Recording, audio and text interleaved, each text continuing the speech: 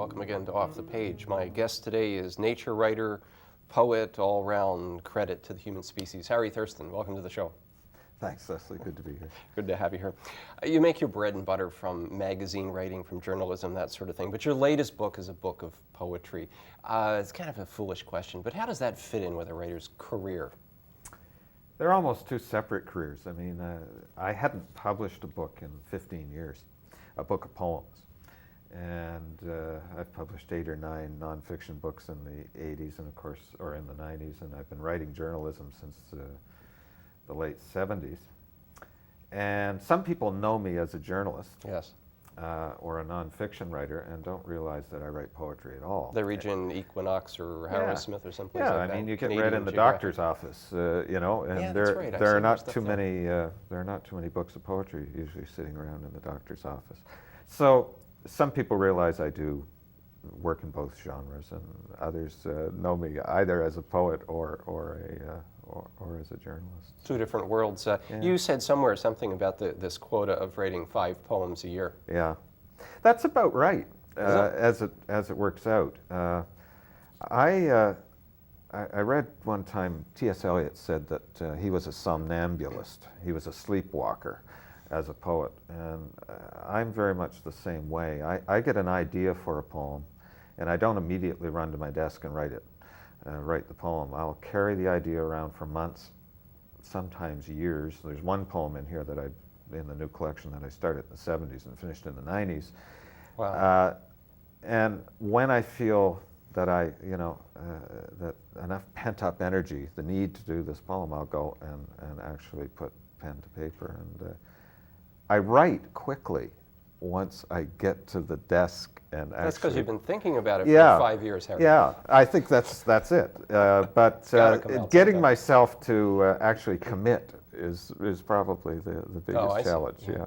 When I read your poems, the new book is called If Men Lived on Earth.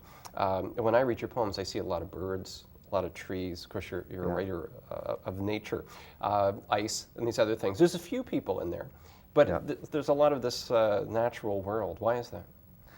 Well, it's a natural evolution, not to make a pun, but of my work. I mean, I have been writing about environmental issues, writing about place, the landscape, as a journalist for 25 years. And my background, academically, such as it is, was in biology. So this work, I think, is very much a true reflection of what my interests and experiences have been. It's a book that looks out to the world, and I think the kind of preconception that we have about poetry is that it should be more inward-looking, and it should be something that deals more intimately with the human experience. But I think that our experience of the environment, our experience of place, our kinship with other species is very much part of what makes us human, and it's very much a need that we have at this juncture in time as a species. So that's the concern of the book. To take that a little further, is there a direct connection between observing nature and creativity for you? Oh, I think so. There are, I mean, language itself arose out of the use of hieroglyphics.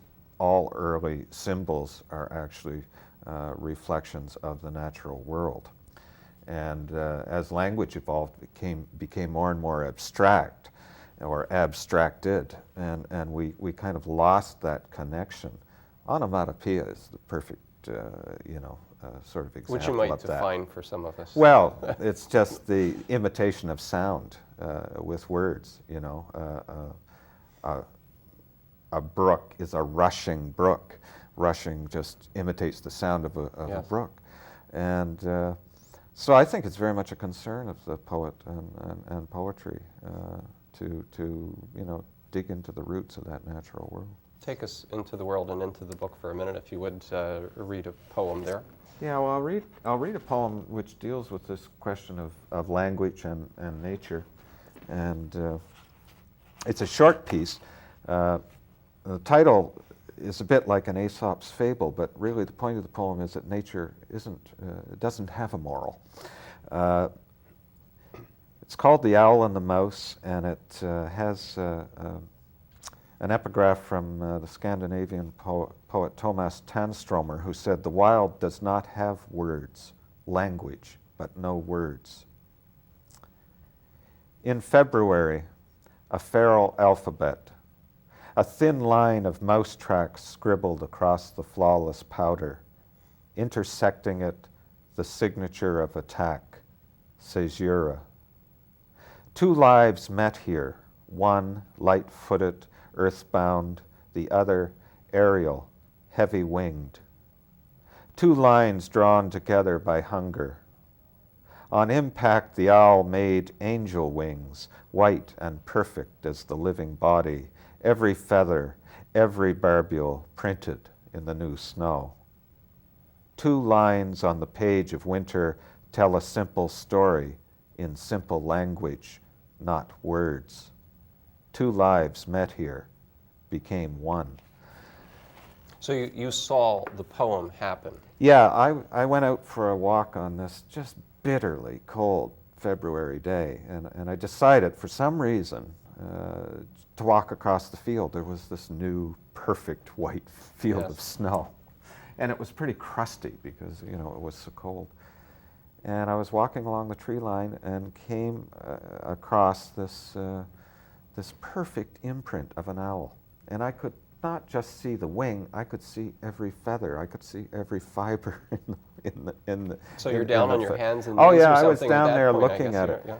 I remember when I was a biology student, I took a course in animal ecology, and we went out and did a similar kind of thing.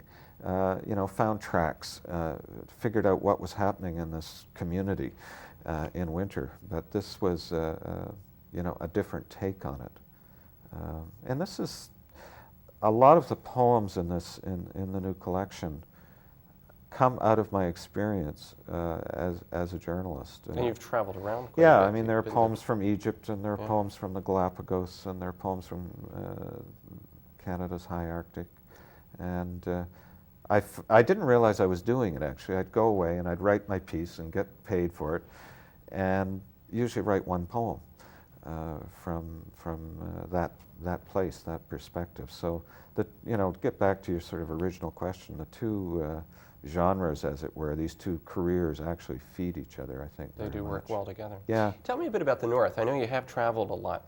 I've been really only about as far north as Labrador. When I came back to Nova Scotia, I saw Nova Scotia completely differently. Yes. It was like this southern place, this green and southern place. Yes. When you go north, and you've done extensive traveling, James Bay and other places, and you come back, how are you changed? Yeah, that's a good question. I think when I first went to the high Arctic, I realized for the first time how large the country was. I had gone west to Vancouver, and going east-west seemed like a normal sort of axis, but when you go from Nova Scotia to Ellesmere Island and you realize that you're as far away from home as if you were in Winnipeg, then it suddenly sinks in just how vast this place is, how big the geography is. I think that the North is interesting because it's so spare. It is a desert, and so I think it's a contemplative place. Good place for a poet. Yeah, it's a good place for a poet. It's a place that hasn't been radically changed by Southern culture. The other thing that I think about, for a number of years I was either going to Labrador, James Bay, or the high Arctic, or northern Manitoba, and I realized that as you got above a certain latitude, this country is still belongs to Indigenous people. The mix of the demography changes, and I think that's a reassuring thing in many ways. I know one of those places that you speak of there is James Bay in particular, and of course that is a place you've written about, and it's a place where there is a clash between the culture of the South and the culture of the North, the Indigenous people. It's a big story, but maybe you can just give us a little bit of insight into James Bay. Well, I went up there originally to do a story for Audubon magazine. Audubon was concerned that the hydro project, the second phase of James Bay, was going to have fairly massive effects on wildlife. And I think that was a legitimate concern, but when you actually get on the ground up there, you realize that also you have the indigenous culture, which is Cree and Inuit there, being threatened by a southern development, which is further just taking their energy and moving it south. I mean, Barassa, who developed the first phase, said, you know, all this energy is going to waste. Well, as a biologist, I found that a completely nonsensical notion.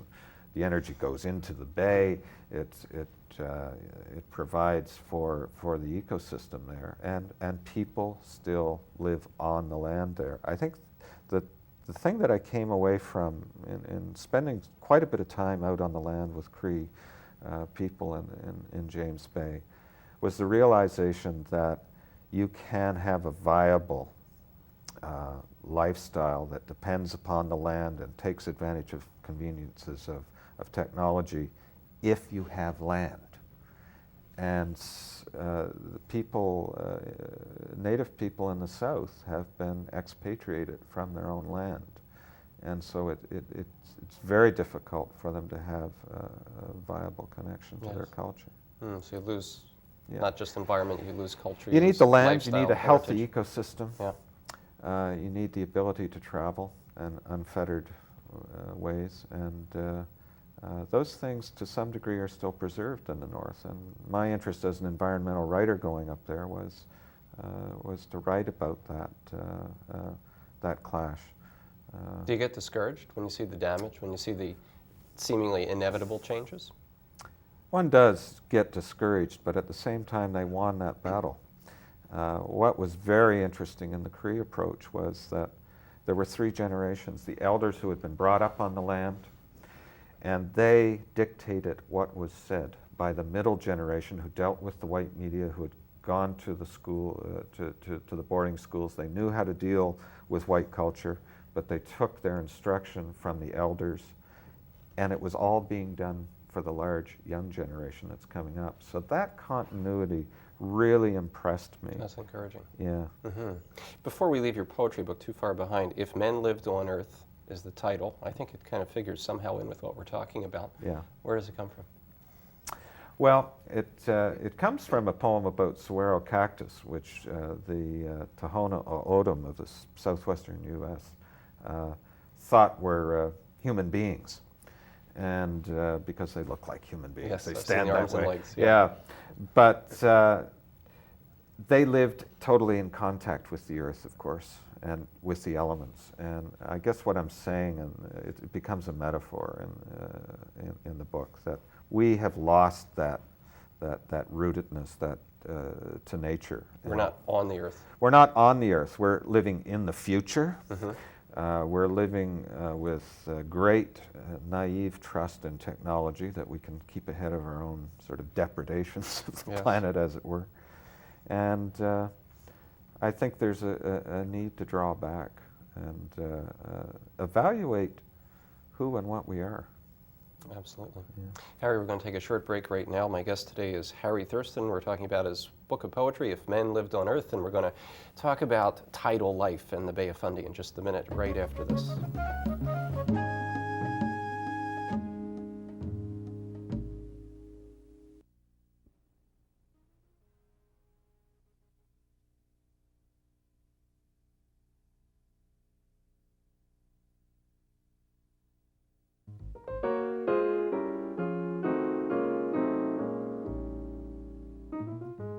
To Off the Page. My guest today is Harry Thurston. Harry, one of your other books is called Tidal Life, and it's about the Bay of Fundy. Why is this such a unique arm of the sea?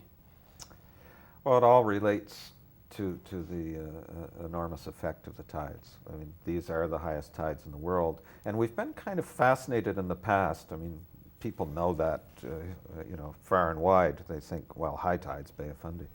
And we've been fascinated by the kind of kinetic energy, just the great rise and fall of the tides, without thinking about, well, what effect does this have on the life of the bay? And in fact, what it does create is a very unique ecosystem. The bay remains not only one of the largest estuaries in the eastern seaboard, but probably the least developed, and therefore a system that has maintained its productivity into modern times. And for that reason, it's vastly interesting to somebody like myself who's interested in natural history, but also very important to protect and preserve. Some of the old ways, the old traditions of fishing, that sort of thing, still alive? Yeah, weir fishing in the Upper Bay, I think, I profile a gentleman in tidal life who used to go out to the weir. I think you're going to have to tell us about weirs. Oh, if you're from a different okay. part of the country, Right. people What's don't know about weir? weir fishing. It's completely different. W-E-I-R. Yeah, but a lot of people on the bay say a weir. Yeah. Yeah, but a weir is just a fish trap. It's and they make them out of hardwood saplings. Driven into the mud. They drive them into the mud, 1,500 stakes in a Big V shape. Net of some sort around. And then you weave in softwood boughs and more saplings. You make a big basket. Yeah. And you stick it right in the mouth of the channel. And fish will be lazy, like all species, and they go with the currents. So they move back and forth with the tides in these channels. The tide goes completely out way beyond the weir. And the fish are in the bay, head of the bay, and then when they come out again, they move back and forth with the tide. They get trapped by this basket in the sea. And there was a gentleman back in the 80s who still went with his horse and wagon out to, at low tide, twice a day. Tide, of course, can The water change. is gone. The water is left gone on dry land. and the fish are left on dry land, and he would, I called him a farmer of the sea because he had a horse and wagon and a pitchfork. He just went along and pitchforked the fish onto his wagon. And you admire that. There's something about yeah. that you really like. Yeah. It's different from you looking at a guy maybe with a jackhammer digging up Yeah. the concrete on the sidewalk. What is it? What's the difference? Yeah, what is it? That's a good question. I always have admired those traditional ways of doing things. I think because I grew up in this culture, and it was a largely rural culture when I was growing up in the 50s. And I like to see how people make do with very little. And the simplicity of that fishing technique was fascinating, but it's also ingenious. But the thing that really caught me about it was this man's life was totally tuned into the tides. So if the tide came at noon, he went out and, or if it went out at noon, I should say, he would go out and collect the fish. Well, that's one tide. The next low tide is at 1 o'clock in the morning. And that's when he went out. And that was the greatest trip. So his life is really... His life was really this kind of natural rhythm. And the tides change, so he's going out at different times. The next day he's going out at 2 in the morning, and it was great. A little hard in a relationship, I would think. Yeah, well, he was a bachelor. I can see that happening. Do you yourself feel very rooted in the geography of Nova Scotia and the Bay of Fundy, the sea that surrounds us and that sort of thing? Oh yeah, I definitely am. I mean, I made a quite deliberate choice to stay in Nova Scotia.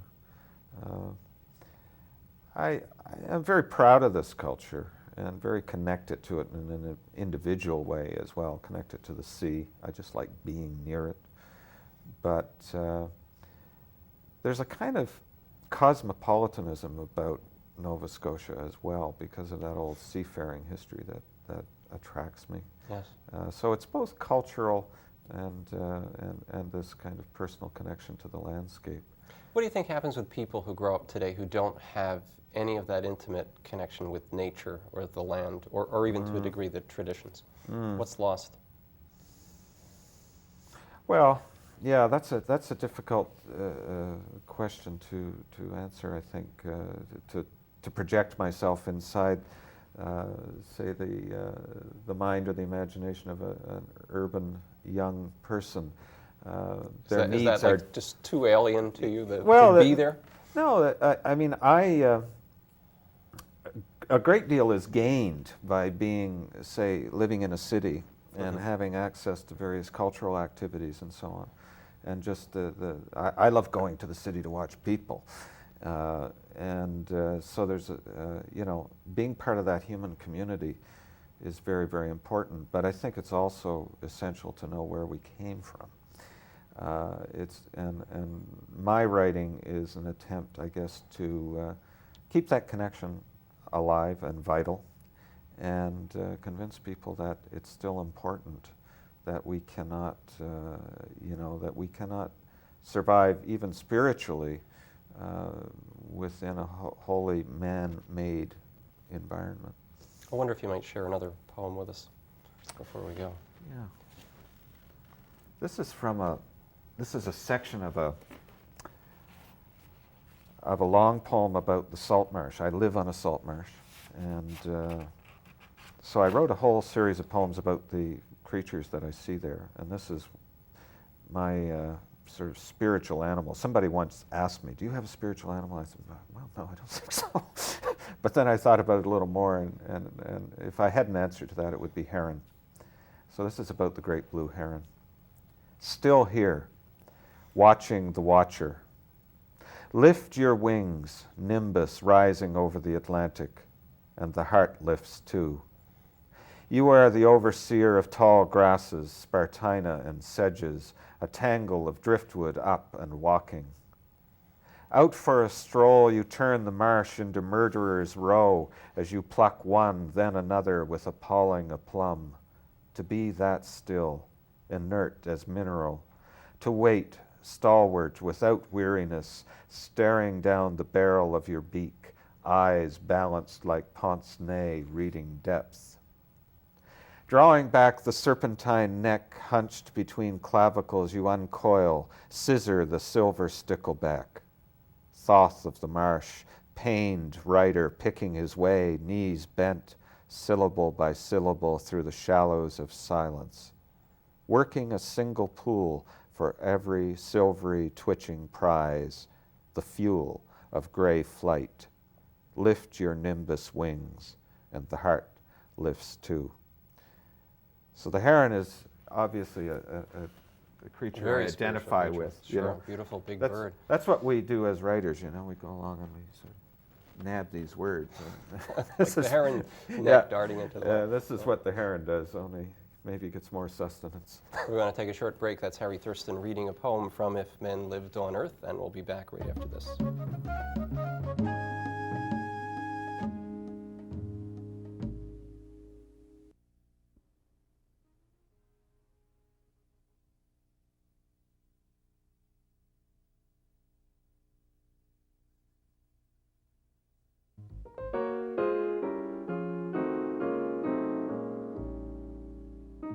My guest today has been Harry Thurston. Harry, if you're out on a marsh, because you love marshes, and it's sunrise or something like that, what are you going to see? What are you going to feel? Well, you're going to hear the world come alive. You'll hear the birds starting to sing, and a lot of creatures like the fox are night hunters, and so you'll see them around. I keep a journal of animals that live on my marsh. And you're out there, first thing, eyes wide open, waiting for it all to Well, happen. after I have a coffee, I get some coffee in get your my system. eyes open. But